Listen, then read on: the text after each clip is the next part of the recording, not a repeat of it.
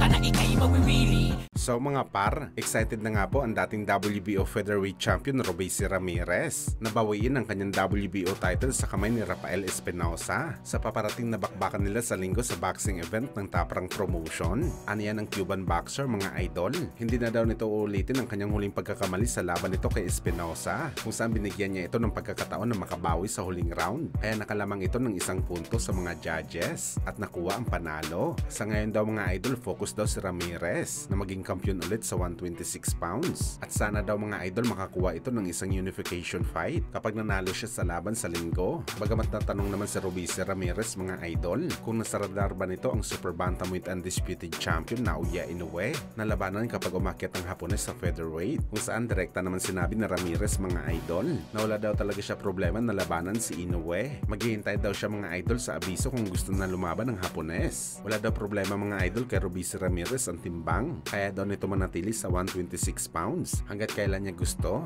Dati pa naman daw mga idol pinag-uusapan ng laban nito kay Inoue. Sadyang nahinto lang daw talaga mga boss dahil na-upset ito kay Espinosa. At sa naging first impression daw mga idol na Ramirez kay Inoue matapos niya ito makita ng personal nung pumunta ito sa Amerika, talagang naliliitan si Robeisy sa Hapones. Hindi naman daw gaano kalaki si Robeisy mga idol, pero mas maliit daw talaga ang Japanese monster. Hindi daw bagay si Inoue sa 126 pounds dahil sa liit nito. Maliit na daw siya mga idol sa kanyang dibisyon. Mas lalong liliit pa daw ito sa featherweight. Kaya palagay ni Robeisy Ramirez mga idol, naabot na daw ni Inoue ang kanyang limitasyon sa timbang. At ibang usapan na daw mga idol ang ganitong bagay. Kahit gaano ka pa daw kagaling at kahusay sa bakbakan, mag-e-epekto talaga sa iyo ang mas mataas na timbang. At ang lakas daw ng kalaban mo sa mas mataas na dibisyon ay talaga mararamdaman mo na sobra na para sa iyo. Kung saan dito na nga sinabi ni Robeisy Ramirez mga idol na there's only one Manny Pacquiao lang daw sa boxing sports, na parang sinasabi nito mga idol, nag-iisang boxer lang daw talaga mga boss ang may kakayahan na lumaban sa napakaraming dibisyon. Walang iba na yun kundi si Manny Pacquiao.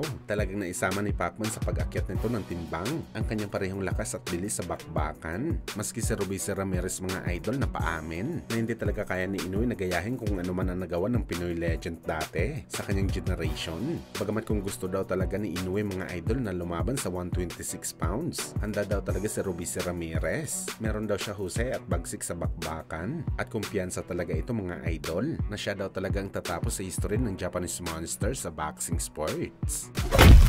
Sa kabilang banda naman mga idol, Gervonta Tank Davis pinagtawanan ang nangyari sa weigh-in ng alaga ni Mayweather Jr. na si Carmel Moton, kung saan nag-overweight ito sa timbangan ng halos 16 pounds. Ano yan ni Davis? Ganyan daw talaga nangyayari kapag si Floyd ang mentor mo sa bakbakan. Hindi naman sinabi ni Tank Davis mga idol kung ano ang dahilan, pero nagbigay naman ito ng payo kay Carmel Moton na palagi daw ikondisyon ang kanyang katawan at huwag pabayaan ang kanyang timbang. Sa ngayon mga idol, may paparating na laban si Moton kontra sa ating pambato na si Albert Pagaras sa December 30. Dito natin malalaman mga idol kung kaya ba talaga makarecover na ni Moton at makuha ang tamang timbang nito sa weigh-in.